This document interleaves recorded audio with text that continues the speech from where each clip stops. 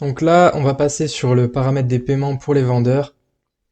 Donc déjà, premièrement, il faut parler de la DSP2. Donc c'est une nouvelle directive sur les places de marché et les plateformes. Ça date de 2018, il me semble. Vous avez toutes les infos ici, donc sur le site de Stripe. Je mettrai le lien dans le cours. Et en gros, une marketplace doit maintenant marcher comme ça. Donc il y a le client, buyer, qui paye en fait sur un compte de Stripe. Et ensuite, la plateforme, donc c'est un marketplace, reçoit la commission et le vendeur reçoit le reste de ce qu'il doit recevoir. Donc si par exemple l'acheteur achète un produit 100 euros et que la commission de la plateforme est de 10%, il y aura du coup 10 euros qui va aller sur la marketplace et 90 euros dans le compte du vendeur.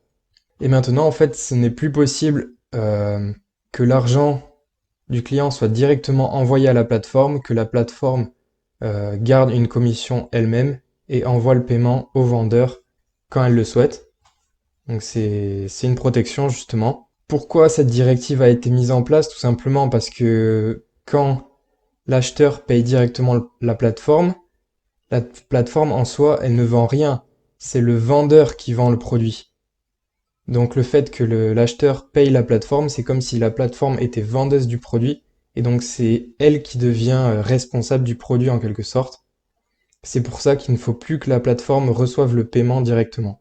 Donc pour ça, il y a deux solutions. Donc soit vous devenez en quelque sorte propriétaire des produits, des marchands, donc un peu je pense comme fait Theme Forest. Et ils sont en quelque sorte propriétaires des templates WordPress et reversent ensuite la commission via PayPal ou autre. Ou alors, vous vous servez du coup de Stripe Split Pay ou d'un paiement direct PayPal qui a été mis en place par WCFM.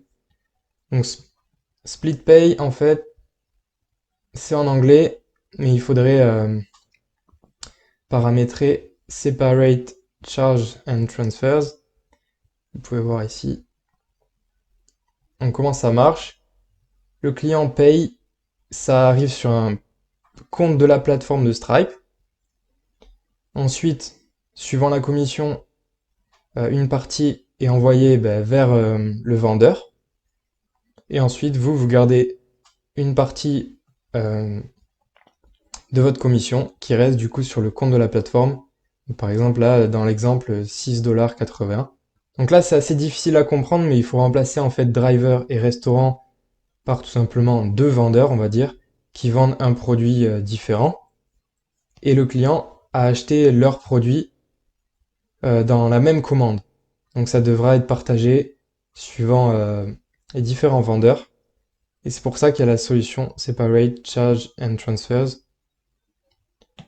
Si vous voulez voir la différence, ici, Direct Charge et Destination Charge, c'est toujours un compte Connect, Stripe Connect, qui est appliqué en fait dans la transaction, alors que Separate Charge and Transfers permet d'avoir de multiples connected accounts, donc plusieurs Stripe Connect de comptes.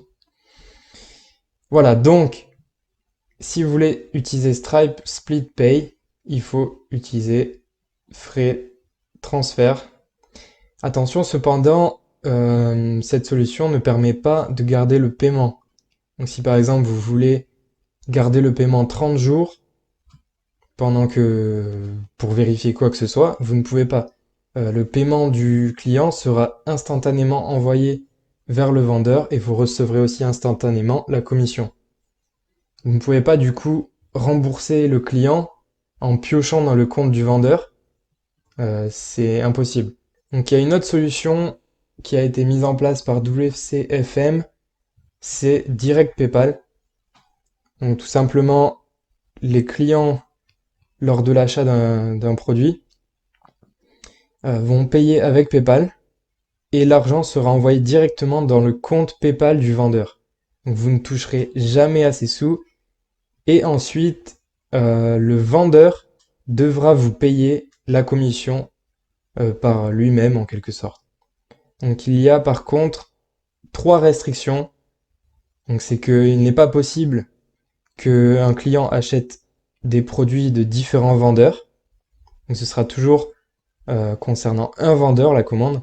Donc comme je l'ai dit, vous ne pouvez pas toucher la commission en automatique. Et le vendeur doit avoir un compte PayPal Business. Donc ça, il n'y a pas de souci, c'est gratuit en plus de ça. Et le fait que les clients payent avec PayPal, ils sont en quelque sorte protégés, puisqu'il y a un gestionnaire de litige. Donc si jamais le vendeur ne respecte pas la commande, ils peuvent faire un litige, et généralement ils seront remboursés, il n'y aura pas de souci. Alors qu'avec Stripe, vous, il n'y a, le litige est vraiment compliqué, et vous ne pouvez vraiment pas toucher au remboursement ou quoi que ce soit. Et en plus de ça, de payer avec PayPal, comme je l'ai mis sur la marketplace ici, ça permet en fait d'avoir les retours gratuits. Voilà, un article à renvoyer, les frais de retour sont remboursés avec PayPal. Moi, je trouve que PayPal, c'est une bonne solution. Et généralement, si les vendeurs font des ventes, ils vous paieront ensuite les commissions parce qu'ils voudront rester tout simplement sur la marketplace pour faire encore plus de ventes. Donc voilà. Donc que ce soit PayPal. Donc là, en fait, c'est la méthode des paiements pour les vendeurs. Donc si par exemple vous faites l'astuce de posséder tous les produits de votre marketplace et d'être en quelque sorte le vendeur des produits, vous pouvez payer vos vendeurs avec PayPal, Skrill, virement bancaire, en cash, n'importe, Stripe, voilà, sans Stripe Split Pay. Et si vous voulez vraiment respecter la DSP2 et ne pas être propriétaire des produits, il faudra que vous cochiez Stripe Split Pay ou du coup, vous pouvez aussi cumuler les deux ou juste PayPal. Et là, en fait, vous ne rentrez rien. Et ce sera au vendeur de rentrer son adresse mail et des identifiants PayPal et clé secrète. Voilà. Donc c'est assez compliqué, je l'avoue. Vous avez toujours la possibilité de contacter WC Lovers ou WCFM et de leur demander de créer le plugin MangoPay. Donc MangoPay, ça permettrait de faire un peu comme Stripe SplitPay, mais de pouvoir garder l'argent pendant une durée définie. Donc, si vraiment vous en avez besoin, comme ça permet justement de s'assurer que le vendeur a bien livré son produit pour ensuite lui reverser l'argent. Vous pouvez utiliser MangoPay ou Escrow. Escrow, c'est plus utilisé aux États-Unis. Mais voilà.